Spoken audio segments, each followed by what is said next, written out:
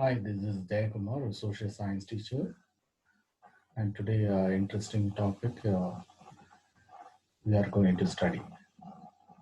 Let's see today this, what, where, how these things we are going to study, and here is what is history, why do we study history, how do we study history. History is the window into the past, and understand the past is the key to understanding the present. It keeps us informed and current events as they unfold. History tells us about how people lived, dressed, and behaved many years ago. It helps us, appreciate multiple, perspectives and interpretation. Analyzing history, strengthen our critical thinking and skills. History, trains us to gather evidence and to find pattern and trends. We can apply information from the past to analyze and solve problems in the present.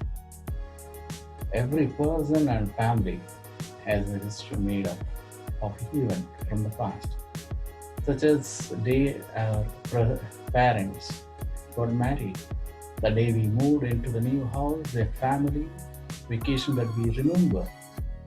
So, history is the story of human civilization arranged in chronological order.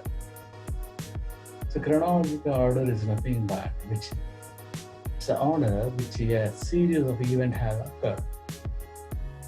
History challenges to think outside the box and creative. And besides, studying history is fun. History gives us excitement of discovery and the reward of solving real world problems. People who study history are known as historians. Like in our activity, historians make us of source from the past, such as books, coins, monuments, or even inscription. So here are some sources of ancient Indian history. The major sources of ancient Indian history are literary sources, archaeological sources. Again, these literary sources divide into two categories. Major literary sources you know, and a common perspective on literary sources. And literary sources like Vedas, Puranas, and even epics and other things go on. Archaeological sources and architectural sources, monuments, buildings, etc. Excavations, epigraphic sources, numismatics. And coming to the as per history concerned, dates are very important. We have seen the BC in capital letter B after the date. We have seen stands for before Christ, which means we will sometimes find AD also before dates. This stands for two Latin words. One is Anno Domini, which meaning is year of the Lord. So that is birth of Jesus Christ, the date January 1st. For example, 2005 can also be written as AD 2005, that we can understand. Sometimes CE is used instead of AD also, and BC instead of BC also. The letter stands for Common Era, and the BC stands for the Before Common Era.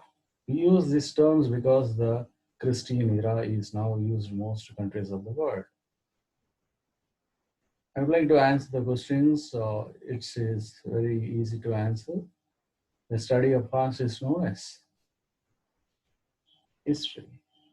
Discuss why it's important for to study our past. We may discuss in detail. What is the chronological order?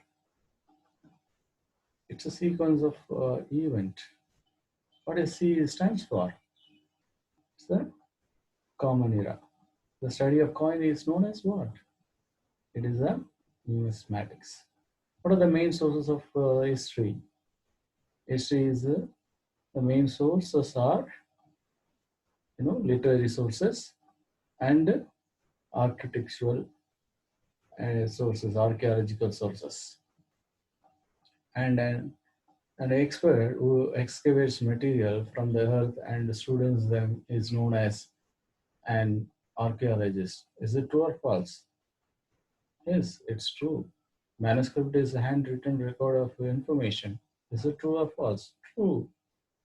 The birth of Jesus Christ is said to have taken place in first century. Is it true or false? True. Right, the full form of BCE.